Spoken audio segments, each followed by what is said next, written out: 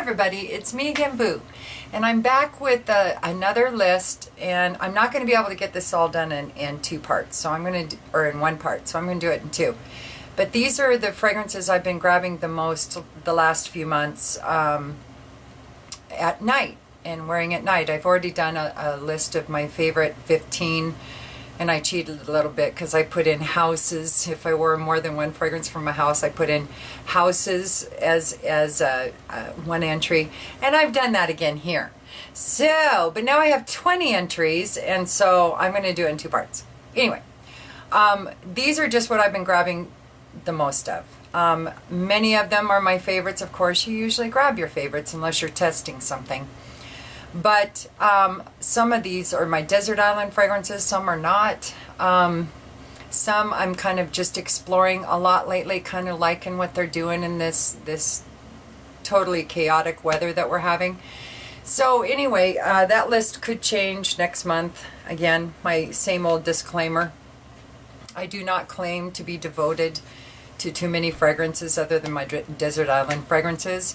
Everything else, I'm, a little schizophrenic myself. I'm a little split personality going on because I like a lot of different things at a lot of different times for a lot of different reasons. So I'm just going to get started. I'm going to start with my honorable mentions. And like I said, I'm going to do this in two videos. So this is part one. Bang! And my honorable mentions, a couple of these I'm just starting to wear again now that the weather is warmer. So I'm just starting to wear them. I'll probably be wearing them more. And then one I just got. So I'm just starting to wear it a lot because I'm really liking it and really love exploring it. So first honorable mention is Wicked Wahine. And this is by Royal Hawaiian. And this is like a 3-ounce bottle, and this is the hibiscus, not just the straight Wicked Wahine or any of the other ones. This is the hibiscus. This is the only one I really like. I've tried a few others and I don't care for them. And this is just a fabulous ambery, mostly ambery, sweet ambery floral.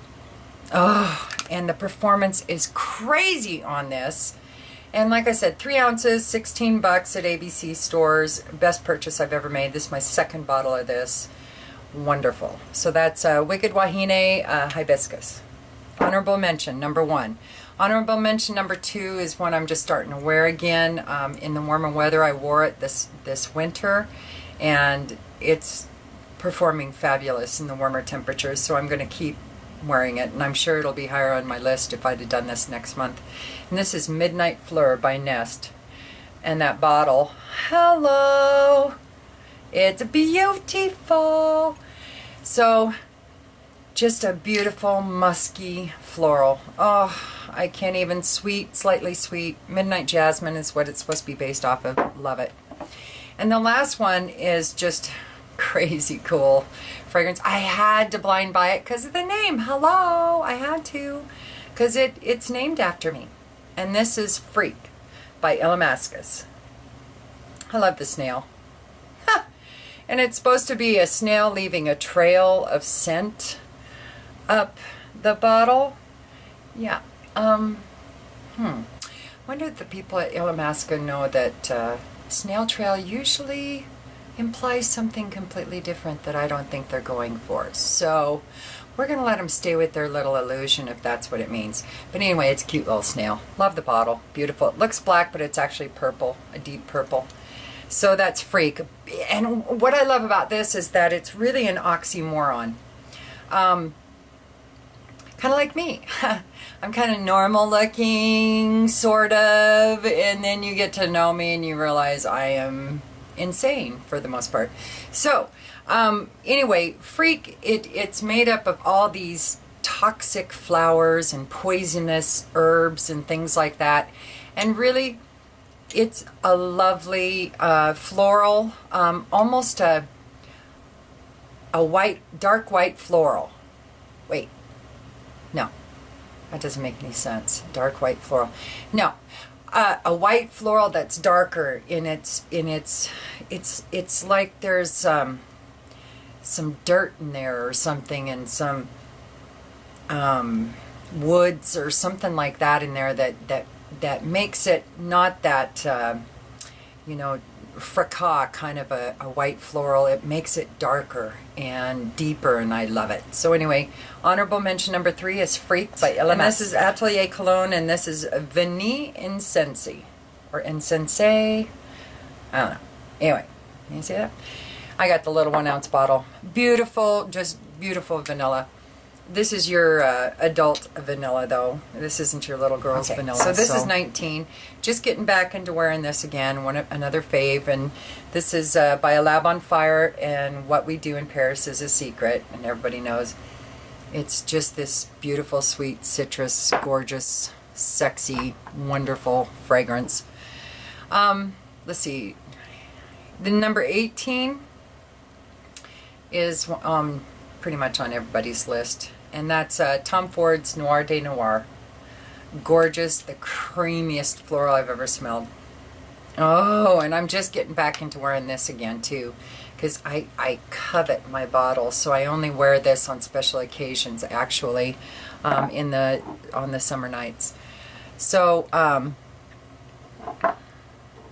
17 is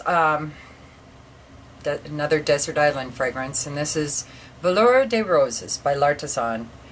And this is almost too heavy to wear. If it gets too hot, I may not be able to wear this, because this becomes kind of beastly for me when I wear this. Between the temperature of my skin, the ambient temperature, if it gets too high, this really becomes, wow, a little much. So I don't know if it'll be on my list next month, but it is right now, and it's a desert island fragrance.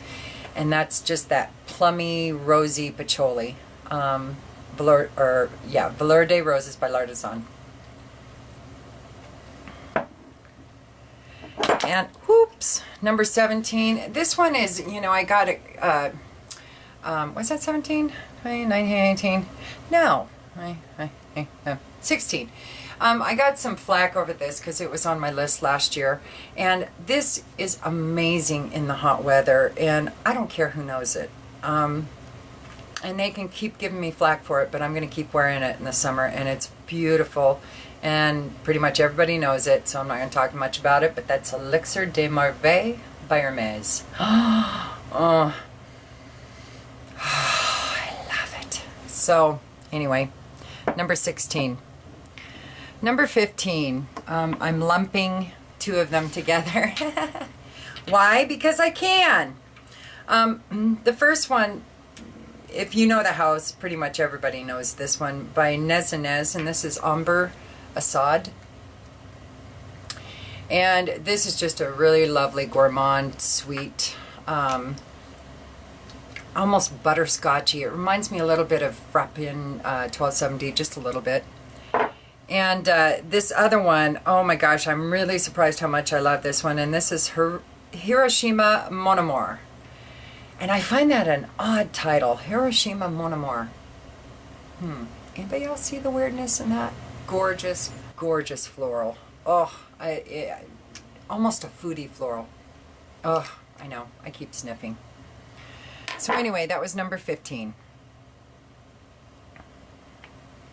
Number 14, Sexy Beastly Iris. Oh, Ramon Monagal, Impossible Iris. Oh, this is a musky, slightly skanky, slightly naughty kind of an iris. Love it. All right, next up we have, this is Thierry Mugler's Pure Malt. Love this stuff. But as I've said before, when a woman wears a male fragrance, I think it becomes a little more formal. So I wouldn't wear this during the day. I wouldn't wear it to work or anything, even though I think a man could very easily. I think on a woman, it just, like I said, becomes a little more formal. Just like when a man wears a woman's fragrance, I think it becomes a little more formal, and probably wouldn't be good for work and working out, things like that. But everybody knows Pure Malt by Thierry Mugler. So anyway, okay. So that was, what was I, 20, 19, 18, 17, 16, 15, 14, 13. Is that right? Something like that. I'll fix it in the, the thing. Anyway, I know that my lists are really niche heavy. And I know that really bothers some people, but here's the thing, is that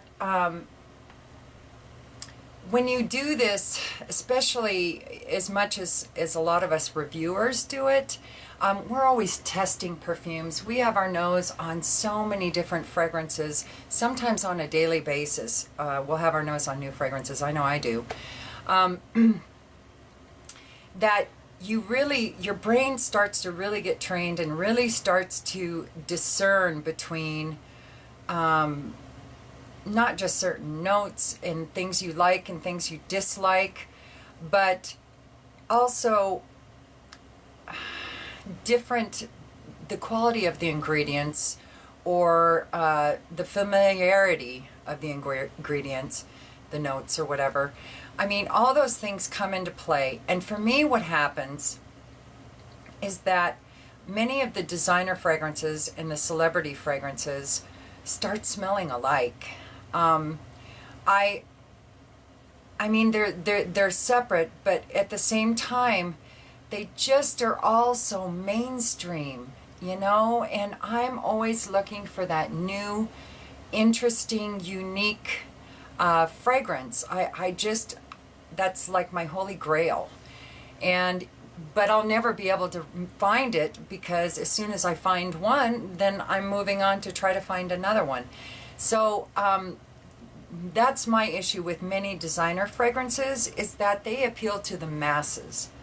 Well, I'm not the masses. I have been doing this enough, and I've been into perfumes long enough. And like I said, as a reviewer, I'm smelling so many on a daily basis that I really only am attracted to the unusual, the strange, things that other people may not wear very often, but I find interesting. And I think it says something about me when I wear it, you know? And so I just really don't want people taking this the wrong way, because niche does not mean expensive. There are many niche fragrances, because independent is also niche. I have many indie perfumes that I wear on a daily basis, almost a daily basis, that are completely niche because they're unique. You can't buy them in the mall. They use really interesting ingredients to combine them to make a really unusual fragrance. So, and indies can be really, really affordable. So don't just put it in your mind that if it's niche, it's snobbery, because that isn't the truth. Niche just means something that's a little harder to get a hold of. It doesn't mean it's $400 a bottle. I have niche that's $9, $10 a bottle. So it just means that I like something different than what I smell at the mall. That's basically all it means. So anyway, that's going to be the end of my part 1, and I'll be back for part 2, maybe even a part 3. I don't know. You know the way I babble. Who knows? So anyway, I hope you have a good day, and I'll talk to you soon. Peace.